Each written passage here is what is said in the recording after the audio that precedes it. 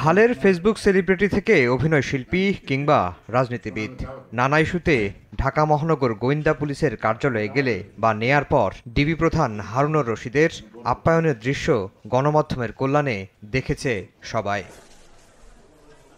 বৈষম্য বিরোধী ছাত্র আন্দোলনের ৬ সমন্বয়কের সঙ্গে রোববার একই টেবিলে বসে ডিবি প্রধানের খাবার খাওয়ার একটি ভিডিও প্রচারিত হয়েছে গণমাধ্যমে। ওই দিনই কার্যালয়ে বসেই ভিডিও বার্তার মাধ্যমে আন্দোলনের সব কর্মসূচি প্রত্যাহারের ঘোষণা দেন সমন্বয়করা। সার্বিক স্বার্থে আমরা এই মুহূর্তে থেকে আমাদের কর্মসূচি প্রত্যাহার করছি।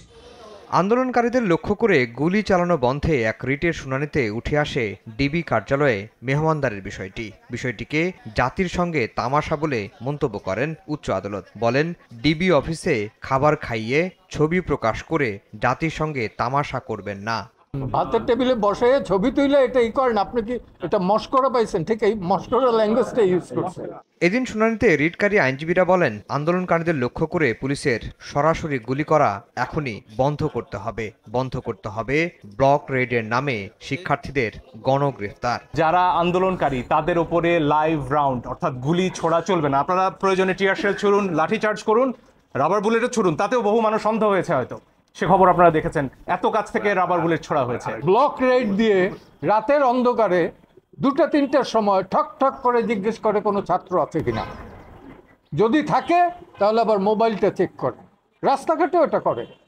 কোন আইনের বলে করেন, কোন অধিকার বলে করেন? রিটের বিরোধিতা করে রাষ্ট্রপক্ষ শুনানিতে বলেন, পুলিশকে গুলি না করার নির্দেশনা দিলে দেশে অরাজকতা দেখা দেবে।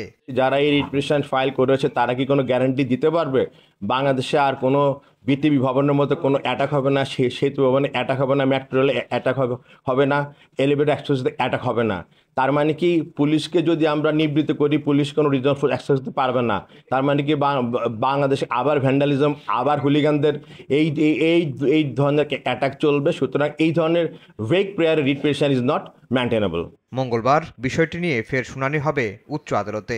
এরপরই সিদ্ধান্ত জানাবেন আদালত।